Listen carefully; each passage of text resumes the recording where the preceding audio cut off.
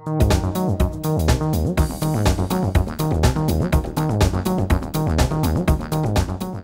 you for that wonderful introduction, and thank you all for having me here. It's great to see so many familiar faces in the audience. Before I get started, and we have a lot of ground to cover, so I'll try and get started here as quickly as possible. We have 47 slides to get through in 20 minutes, so it'll be a bit of a challenge. But before I start, I did want to recognize my staff who's here. Will LaBeouf, who helped set up the technology. Will is in our IT department, has been with BREC for a while. And Cheryl Michelet, who set all of this up. She's an integral part of our team. She works well in terms of public relations as well as advertising. So thanks to both of them. Michelle McCallop is a consultant who works with us, making sure we're also getting good community outreach. And so with that, I'll start the presentation, and we will make this available to anyone. If I go through something too fast, my email is in these packets, and we can get that to you as quickly as possible. So without any further ado, we'll get right into it. So people often ask me, when did I start? And that's a difficult question to answer, because as you can see here, the board announced on December 21st unanimously that I was the next superintendent, but I didn't officially sign the contract until the next board meeting, January 31st. So I often just say I started in January. And you can see some of the things: operation and maintenance of 181 parks. I wish that was all I had to do, but it's a lot more involved than that. We have golf courses, we have a zoo, several other things. Manage up to 1,200 employees. That's during the peak of our busy season, which we just completed. Had a successful summer once again, and our budget is right at $100 million. And so I did present to the board a 30, 60-day plan, which I'm still working on. It's a little after 90 days, but and part of that plan talked about community outreach, meeting with, during my interview I said I would meet with every elected official, and boy, did I wish I had counted the elected officials before I made that promise. So as you can see here, well over 100 meetings so far. It's included one-on-one meetings with my board, one-on-one meetings with my executive staff, and all of these have been one-on-one meetings, as I want to give people an opportunity to talk open, honestly, and frankly about what do they enjoy about BREC, but also about areas of potential improvement and partnerships that we can work on. Some accomplishments since sitting in the seat, and again, it's a team effort, but I'll go ahead and take credit for some of this. We were nominated for the 4th year in a row as a national gold medal finalist. That means we're in the top 4 of park and recreation agencies across the world. There are over 10,000 park and recreation agencies, and so we're fortunate to be listed as the top 4 again. We're on the cusp of receiving an unprecedented 6th accreditation. BREC was one of the first agencies that was accredited by the County of Park and Recreation Association, and therefore we can say unprecedented because we were first, and so we'll be one of the first to get accredited 6 times. We did approve a resiliency plan. The board approved that plan earlier this year. Fortunate enough to work with CSRS, who actually did this plan for us pro bono, so that was a great thing. And that just basically tells us how we can continue to use our parks to make the parish more resilient, to be able to bounce back quicker, faster, stronger after natural disasters. Approval of an ADA transition plan.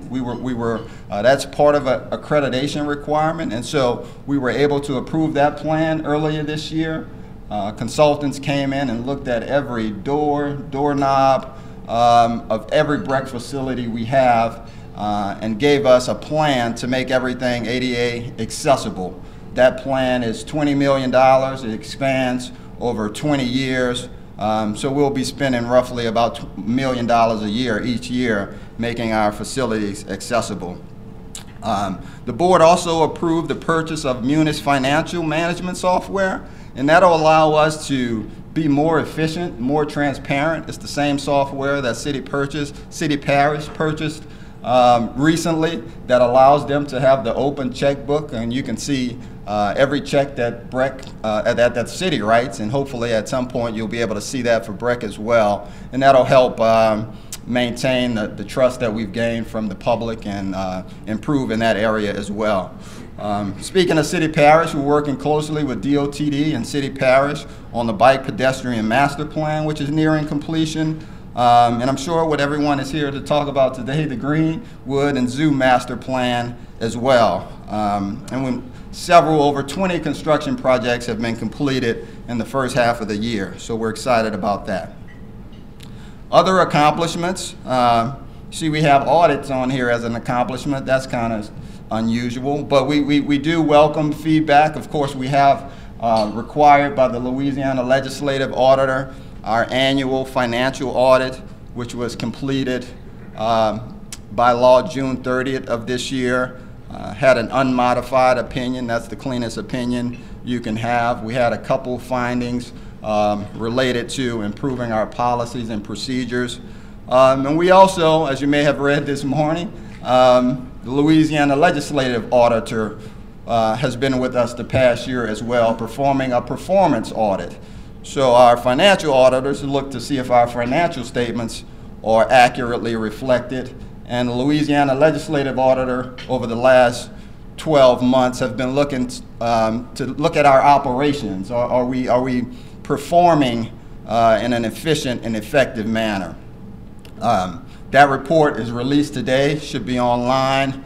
It provides 10 recommendations, and we were happy in a sense that 7 of those recommendations were previously already identified internally by us and things that we have been working on.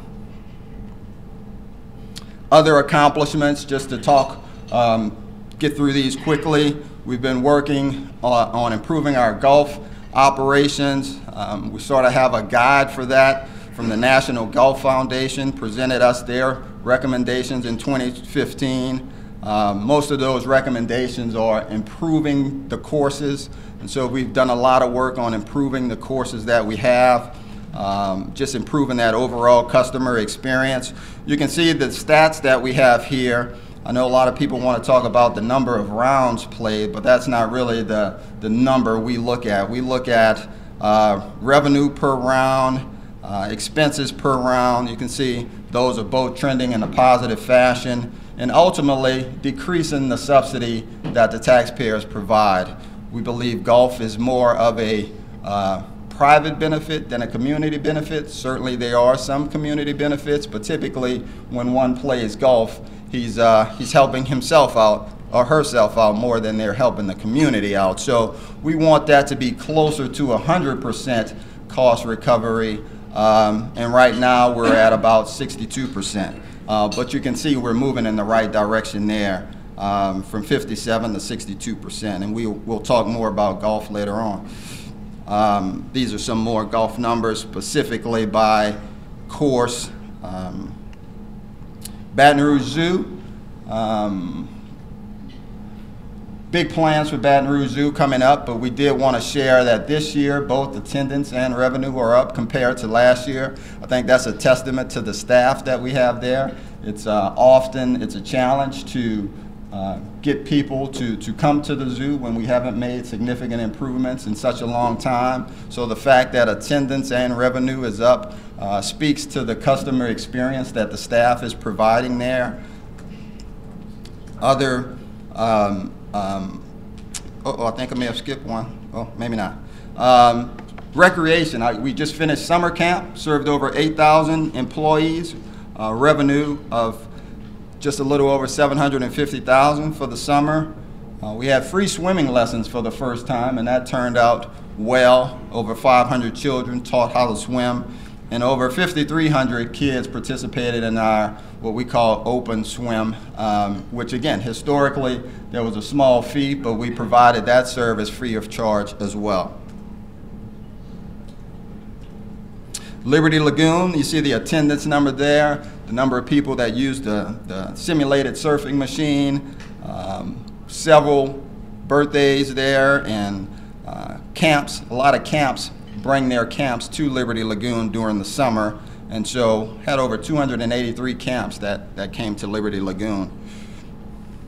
Additional accomplishments, this is what I was looking for earlier in terms of what the zoo has accomplished. Recognized as Louisiana Wildlife Federation's Conservation Organization of the Year for a Frog Watch program. Baton Rouge has more than 32 different species of frogs, and we had volunteers to help us go out and identify them. And as a result, we won the Wildlife Federation's Conservation Organization of the Year. Also a great program at the zoo we refer to as Project ARC, where we bring animals to kids in public, parochial, as private schools as well. Nearly 1,200 students have been served with that. Summer camps, popular for all of our special facilities, but especially the zoo, sold out again.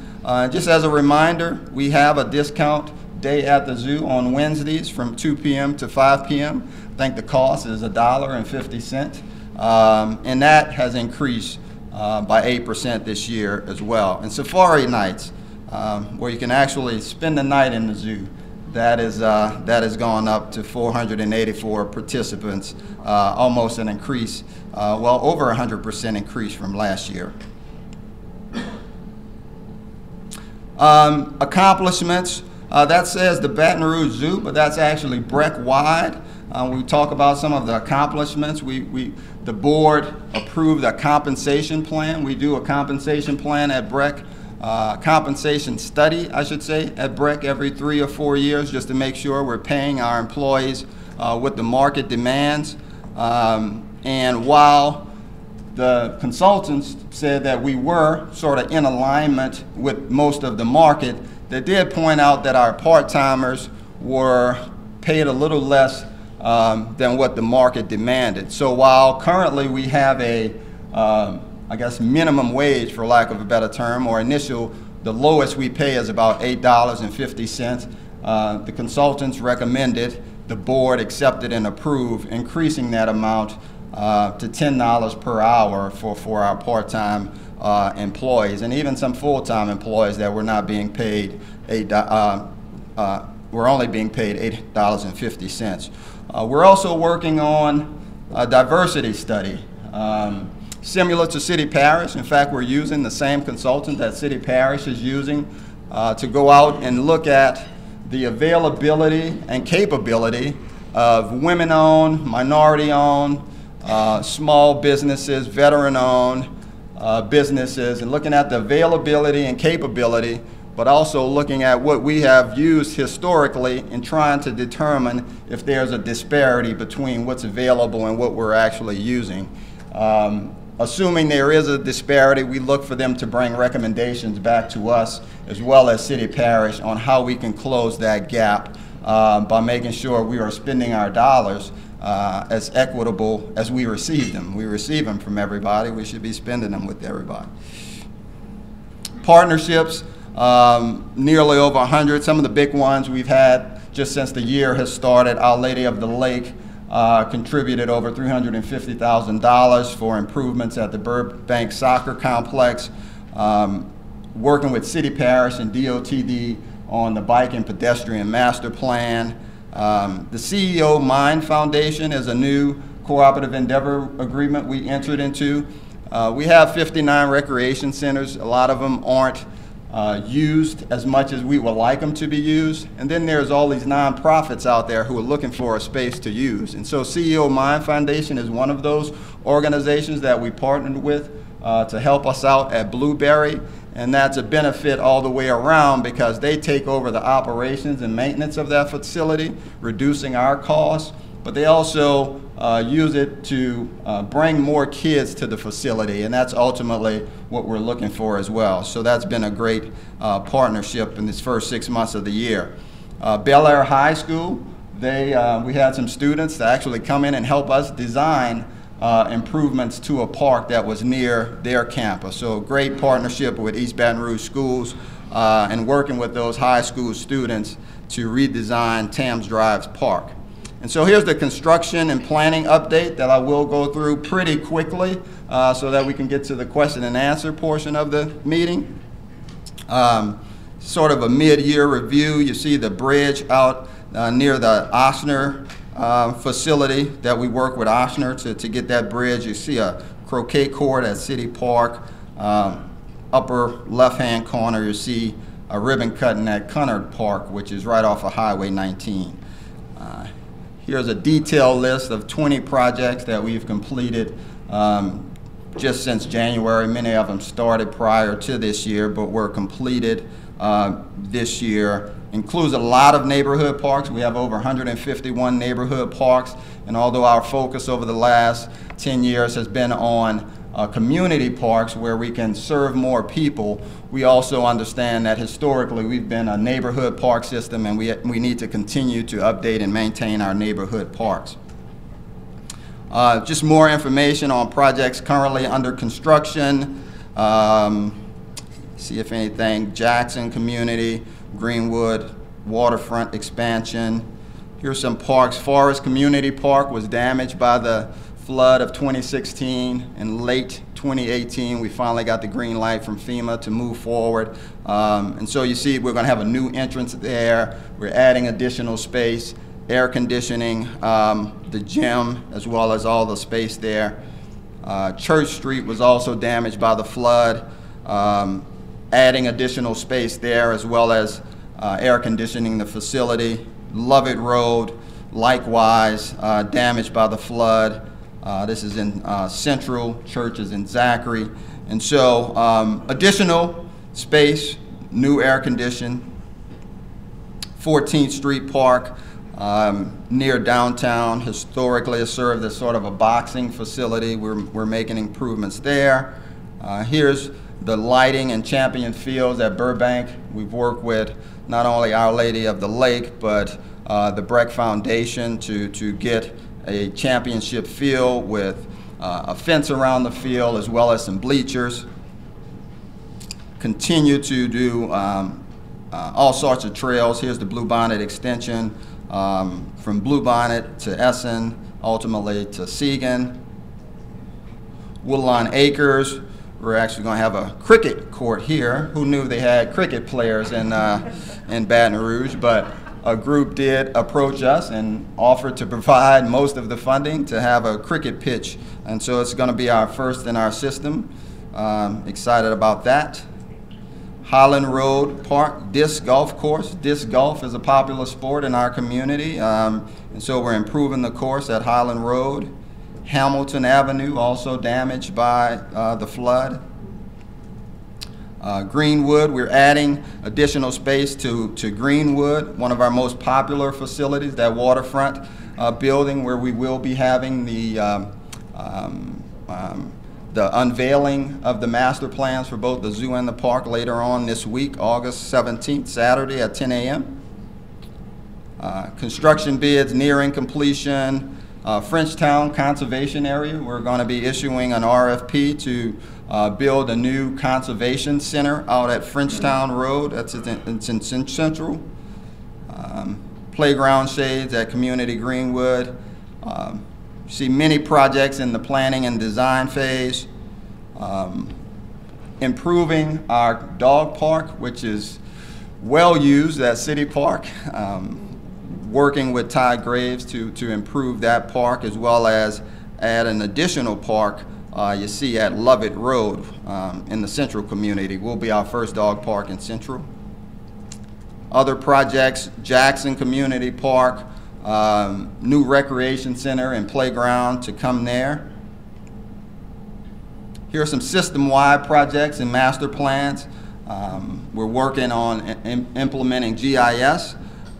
We talked about the ADA signage plan. We talked about the bike and pedestrian plan. These are all plans we're working parish-wide with many partners to help accomplish. One of the things I'm really excited about that BREC is working on as well is the stormwater resiliency plan. And we want to be more in the conversation about how parks can reduce the risk of flooding in our community. So we're working with the Army Corps, working with the state, working with the city, working with other cities. We had a big press conference last week at one of our parks where the mayor, the governor were there to announce the state's help in terms of helping the city secure the matching funding for some flood mitigation projects. So we're involved in that as well.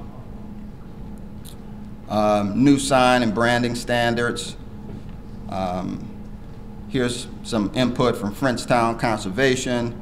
Airline Highway Safe Room. This is actually a mitigation project, and we have 3 of these out for a proposal through the city with FEMA, and this is one that actually was approved. We're going to have what FEMA refers to as a safe room, and it's 99.9% of the time it'll be a recreation center with 3 basketball courts and an indoor facility to practice soccer. But when a disaster strikes, this will be used for emergency personnel, just emergency personnel. I want to make that clear. It's not a shelter per se, but emergency personnel. And so we applied for one of these through FEMA. FEMA's providing, I believe, 80%, and we have a 20% match. We applied for this at Memorial Stadium as well as Greenwood Community Park as well, and are optimistic that we're going to get those approved as well. We talked about the bike and pedestrian master plan. And now, the moment we've all been waiting for, Greenwood and the zoo master plans. The success of any great master plan or any park and recreation agency, and why I believe we've been successful, is because of the community engagement piece. And no different here. We've had a lot of discussions about the zoo in Greenwood, a lot of public discussions, but certainly since the beginning of the year, we've had a lot of public input in terms of asking the public what do they want to see at Greenwood Park, as well as what they want to see at the Baton Rouge Zoo. And this is just a slide depicting that. We had a scientific survey, over 500 people. I can't remember the exact number, but based on the number of people that live in your zip code, we touched every zip code in the parish to hear from the public on this. The guiding principles from the master plan, 4 guiding principles: celebrate Louisiana nature. We want to focus on how great that 660-acre park is in terms of ecology and some of the things that are unique to Louisiana's nature. A park for every day and the big day. We want the park to serve the community that surrounds it. So if they want to go to the park every day, they have the ability to do that, but also set the park up in such a position that it can host these big events as well. Open up and reach out. That's talking about the connectivity with the community that surrounds it. So we'll have a lot of trails that allows the community to easily access that park. And welcome and grow was the final one, putting the community at the heart of the park's design. So in May, we had these public meetings where we had these 3 different designs. EBR Heart was one, Braided Bayou was another, and Eco Constellation was the third. And we asked the community not which one of these you like, but which aspects of each design do you like. And we took that information and we incorporated that into our final master plan, which will be shared August 17th. Just to give you an inside look at what you can expect to see on August the 17th, just a few of the slides that the designers have been working on. These are all related to the park. You see a promenade, sort of boardwalk that will connect all the way from the lake at Greenwood, and you can walk all the way up to the entrance of the zoo, which will now be on the back end of what's called the zoo now. And you see a playground at the bottom right-hand corner. Adventure Playground was the #1 requested amenity, and just an idea of what a new entrance could potentially look like is this last slide here. As this new entrance will have more air-conditioned space than we currently have now at the zoo to host classrooms, a new gift shop, as well as house our office space. It'll be, right now, you go to the zoo and the administrative offices are at the back of the zoo. It'll be great to have the administrative offices right at the front of the zoo so questions could be answered immediately. And with that, I'll open it up to questions. And I gotta remember to repeat the questions. Airline safety rules. Where on airline, what street does it cross? Okay, and so the question is regarding the safe room at Airline Highway, and where is it exactly located? And I'm learning this more and more. Most people refer to that park as the fairgrounds, and so What street? it's Highland. Highland and Airline is the closest cross street. It's between Highland and the border of Ascension Parish. Thank you. Question? Yes, I was hoping you could give an update on the possible closure of the Dumas golf course. Yes, the question is in regard to the possible closure was the word she used. We like to use the word repurpose in the timing of that.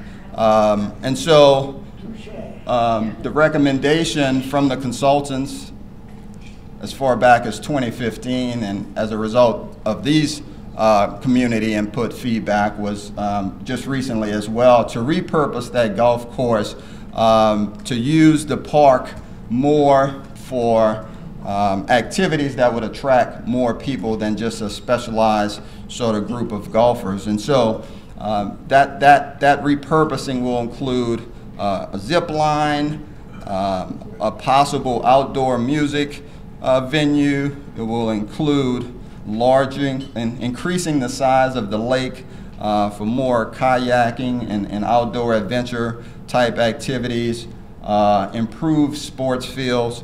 The timing of that is not included in the first phase, which we plan to start as early as next year, because we want to improve Clark's golf course first, so that when we start the repurposing of Dumas, those improvements will be finished, and that way golfers in that area will always have a course to play. That was our thinking in terms of improving Clark first, and then allowing us to repurpose Dumas. Okay, so at this time, y'all aren't planning on keeping any of the holes? No, ma'am. The question was, do we plan on keeping any of the holes there? There are currently 27 holes, 18 at Dumas, 9 at Clark, and the plan right now includes repurposing all 18 holes of the Dumas golf course and improving the 9 holes at Clark. Mr. Winfield, you had a question? Yeah, I wanted to compliment you on the repurposing of Howard Park, particularly the pond where we can fish. Okay. Excellent. And also I wanted to compliment BREC on their support of the Battle of Baton Rouge celebration we had just last 2 weeks ago. Yes. You all have supported us for over 30 years. And yes. we really appreciate all of the extra help and manpower you provide for that celebration. Okay, thanks for the compliments on the repurposing of Howe. Similar to what we're trying to do at Dumas, we have found that the repurposing of that not only allows more people to enjoy the park, but likewise it has helped, as you saw in the golf numbers, reduce our overall expenses for golf, while at the same time increasing our revenue at golf. And we also gave some compliments about participating in the Battle of Baton Rouge. You know, we know as one of the largest landowners in Baton Rouge that it's important to tell the history of that land, and we want to do a better job of that going forward. So thanks. Question? More of a commendation. I want to commend y'all on the joint program y'all have with the wildlife and fisheries. I do outdoor show for 18 years, and I know the wildlife and fisheries are bringing a lot of inner city kids, urban kids, and they using y'all parks, and y'all been doing a lot of educating kids in the outdoors. And also, the work y'all been doing in Blue Bonnet Park is even getting better. Yes. I'm hoping that the Frenchtown Road Yes. follows the same thing. Yes. Because it's really, we want to commend y'all. But Thanks a lot. Really good. I mean, what's so good about the kids in fishing? And one more, I noticed all the people and the kids that participated in learning to swim. You know, one of the biggest killers in the country is youth drowning in pools and everything. Yes. The lack of inner city kids knowing how to swim. So I see y'all stepped it up. Yes, we have. Recommend that you do even more. Okay, we appreciate the compliments regarding our working with wildlife and fisheries. I do think it's important that governmental entities work together to leverage the tax dollars we receive in order to serve the community better, and that's what we're trying to do every day. And also realize the importance of swimming and learning how to swim. You know, a lot of parents do not bring their kids to learn how to swim because they don't know how to swim. So when a kid learns how to swim, they're actually breaking a cycle that helps generations for years to come. So we're excited about that and looking forward to doing more of that in years to come. Councilwoman Freiberg? Again, I would echo what other people have said. You've done a nice job, and we appreciate the work you've done. I was a little concerned about the ARC information. Can you tell me a little bit more about what they do, how many animals they take? They've only touched 1,200 students. It seemed like a small number. Can you tell me, do you have plans to expand that? Or? Yes, and so the question is regarding Project ARC that the zoo, it's a zoo program, and ARC, A-R-K, stands for Animals Reaching Kids, and the status of that and the concern of reaching only 1,200 kids. That number, that's an annual number, I believe. I can confirm that. This is the second or third year we've had the program. That number continues to grow. We publicize it as much as possible. It was initially funded by a grant, and now it's currently being funded by ExxonMobil. And so, again, another great partnership that we've been able to work with and leverage taxpayer dollars. But yes, animals, and I'm not sure the number, 2, 3, 4 animals are brought to schools, and so those kids can get more interested in science, and it's focused on grades K through 5. But we certainly shared this information. We did a similar presentation to this at EBR schools. I've met with every school superintendent in the parish, made them aware of this program, and we'll do as much as we can to make sure that it grows. Because it seems like that would be a great PR for getting students and families to the zoo. Yes. If they've not experienced something like that, it seems like that would be a great way to get them there. So I hope that you're able to expand the program. Yes, we will. I have a question. Go ahead. Can you talk to me about how you think the renovations will help boost the economic, I guess, development around that portion of Baton Rouge, and when do you guys expect to start the renovation? Yes. The question is regarding the renovations at Greenwood Park and the zoo, and how it will impact sort of economic development in that area, as well as the timing of when those renovations will start. And so, while we recognize that one of the great and many benefits of park and recreation is economic impact, we know that someone who lives next to a well-maintained park, such as a golf course, has higher property values, and many other economic benefits. But economic development is not our core mission. We're taking care of the zoo and Greenwood Park because our mission is to provide exceptional parks and recreational experiences to everyone in the parish. So that's our primary purpose. And because this is an asset that the public has trusted us to take care of, it's important that we take care of it. I think everyone in the room agrees that the zoo needs improvements, and so hopefully we don't get any arguments about that. And so we're taking the steps to improve the zoo. We do understand it's a significant economic investment in a community that historically has not been invested in, and so we hope that it spurs economic development in that area, but that is not our mission. We certainly will work with as many people as possible who are interested in doing things around the zoo, but what sort of impact it will have, we're not sure. In terms of the timing of construction, we hope to start that timing as early as this time next year, late summer, early fall, where we'll be breaking ground and moving dirt. So that's the expectation there. Mr. Hewitt has a question in the back. Thank you. I'm curious about this line of thinking that golf is somehow a selfish activity that benefits only the individual and not the community. Where does that line of thinking come from? Yeah, and so that question was regarding my comment earlier regarding private benefit versus a community benefit. And I probably was a little too harsh on the golfers of the world by saying that only benefits private individuals. We know that our core activity is providing parks. If everything went away, we would still be in the business of providing parks. And we'll never charge anybody to go to a park, because that is a community benefit. It brings people from all walks of life to that area, and parks historically have been a place where the community gathers. And so everything outside of that core mission, we need to be looking at trying to recover the cost of operations. I mean, that's even summer camps. That's why we charge for summer camps. That's why we charge for Liberty Lagoon.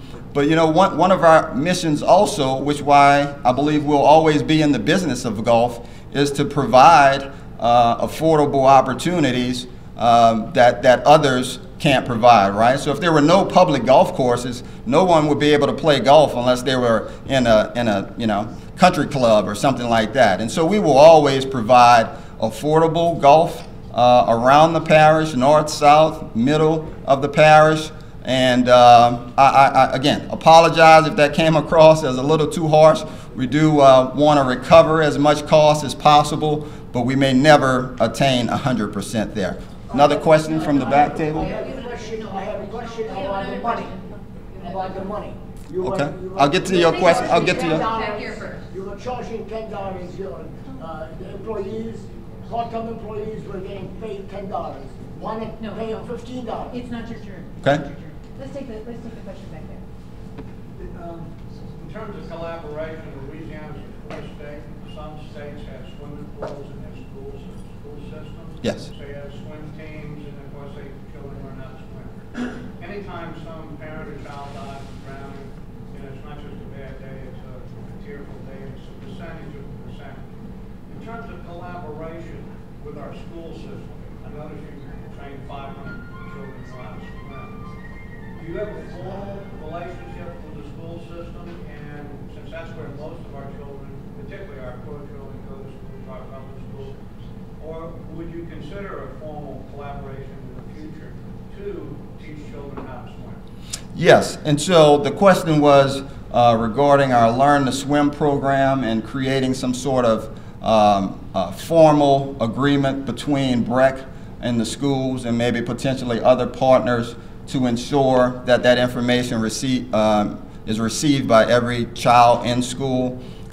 We have in the past had formal agreements with the YMCA, who has many pools around the parish.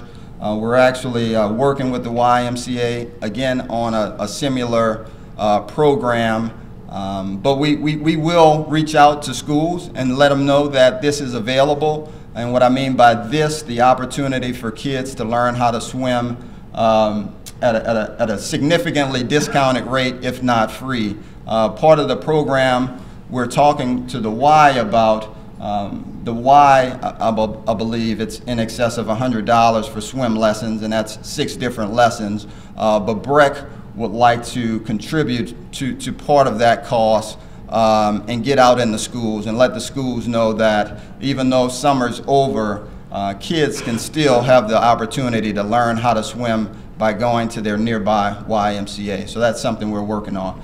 Question, Matt? I'm curious, you talk about starting construction on the zoo this time next year, and you guys identified a potential funding source to actually execute the master plan. Yes, and so in terms of the first phase, we believe that first phase, and just to get into the specifics, the first phase will address accreditation. That's the first thing and the most important thing we want to address. We lost our accreditation after having it for 40 years. We do have a report that details all of those things we need to address. We know that amount is roughly about $11 million of things we need to address.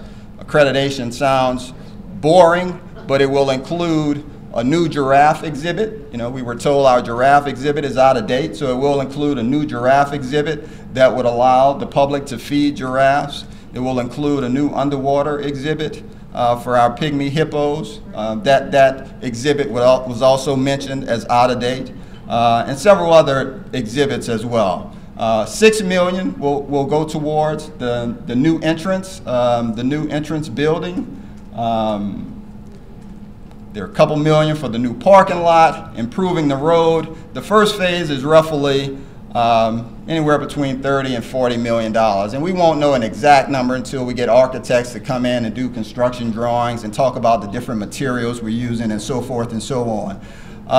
Because BREC has been in a financially healthy position for many years, we know that in addition to the $5 million that the voters approved in 2014 as part of our capital improvement plan, that BREC also has a healthy fund balance that are reserved, or however you want to refer to that, that we can use to fund this first phase to make sure that we start this program off strong and get other potential donors and philanthropists to get excited about it and possibly participate with us. We'll be looking at grants. You know, we're talking to the Corps of Engineering. Much of the improvements will include improvements to bodies of waters that can help flood mitigation.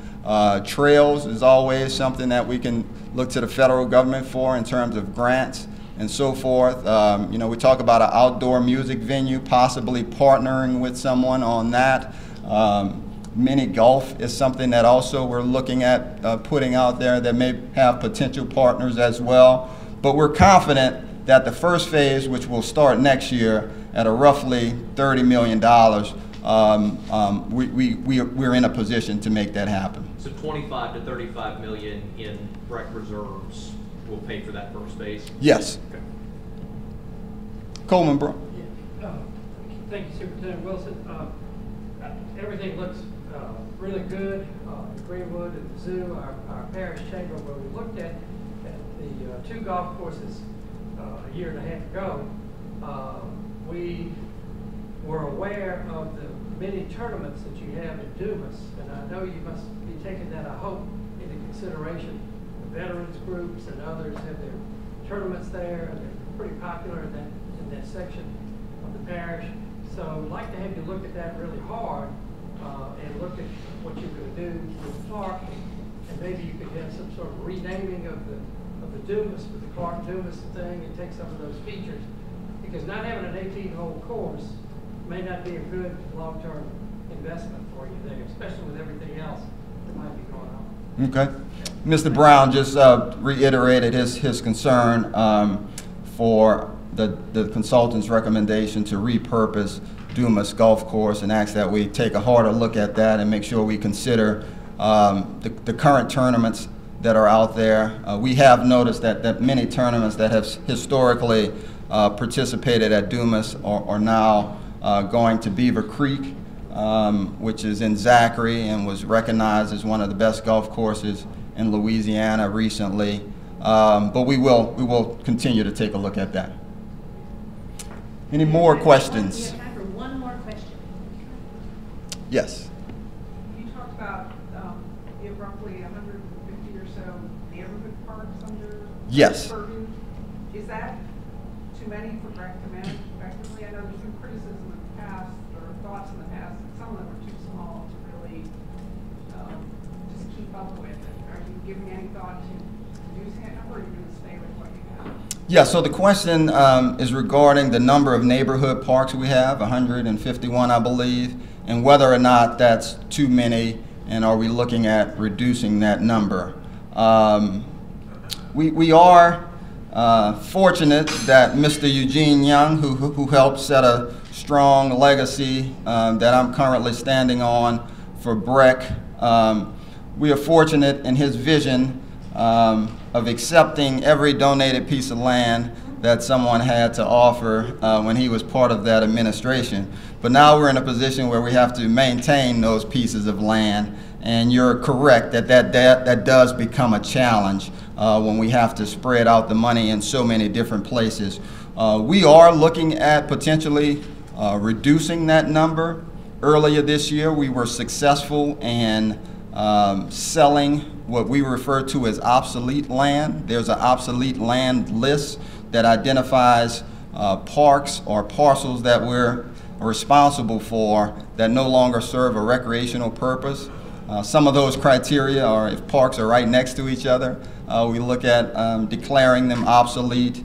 If there's low use, we may declare something obsolete. So that is something that was part of the strategic plan that was passed in 2014, and we're looking at that. We have a list of parks. We're in constant communications with many developers about potentially offsetting some of that land we have in order to reduce our maintenance costs and allow us to focus on larger parks that serve more people. Well, thank you very much. Thank you for your time.